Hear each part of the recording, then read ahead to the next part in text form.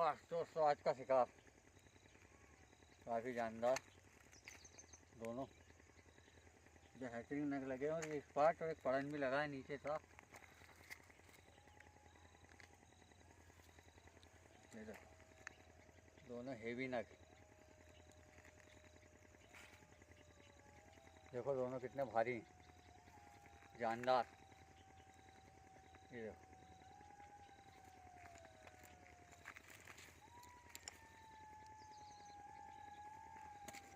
देखो दोस्तों जानदार लगे हैं, जरा सा पड़न लगा है। ये देखो छोटा सा चुन्नू था और ये नग देखो कितना बड़ा है, ये काफ़ी जानदार नग। ये देखो ठीक है दोस्तों, अब इसकी फ़ोटो निकालो और